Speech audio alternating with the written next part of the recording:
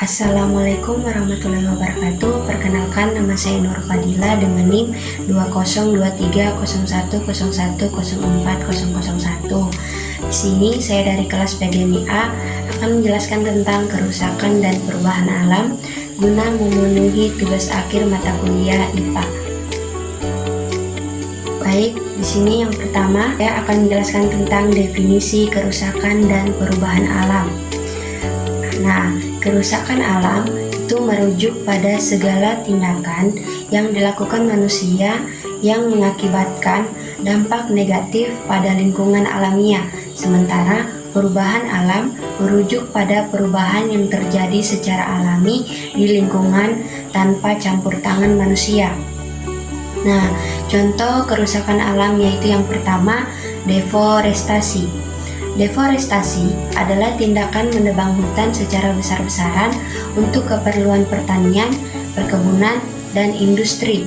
Hal ini mengakibatkan hilangnya habitat satwa liar, peningkatan emisi karbon, dan kerugian keanekaragaman hayati.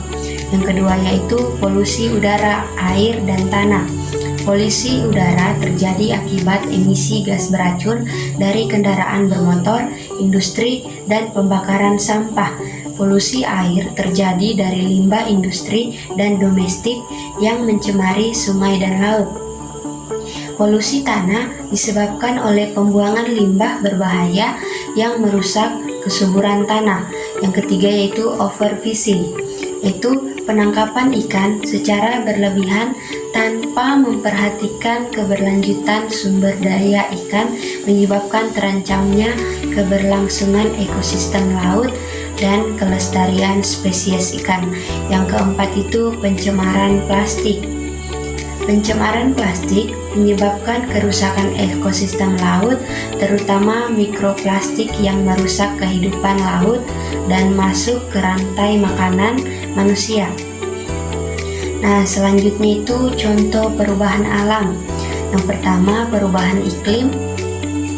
Perubahan iklim alami terjadi seiring dengan perubahan siklus matahari, aktivitas vulkanik, dan variasi alami lainnya. Ini termasuk fluktuasi suhu global, pola cuaca, dan tingkat curah hujan yang merupakan bagian dari proses alamiah bumi. Yang kedua itu letusan gunung berapi. Letusan gunung berapi adalah contoh perubahan alami yang disebabkan oleh aktivitas geologis di dalam bumi. Yang ketiga itu perubahan pola cuaca.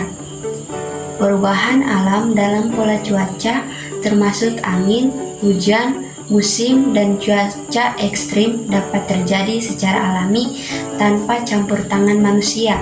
Perubahan mendadak di lingkungan sekitarnya.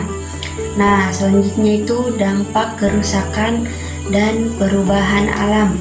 Yang pertama yaitu ekologis. Hilangnya keanekaragaman hayati, kerusakan habitat, dan gangguan rantai makanan. Yang kedua itu ekonomi. Kerugian materi, penurunan produktivitas, dan biaya pemulihan yang tinggi. Yang ketiga itu sosial. Konflik migrasi dan ancaman terhadap kesehatan dan keselamatan manusia. Nah, selanjutnya yaitu upaya pencegahan kerusakan dan perubahan alam.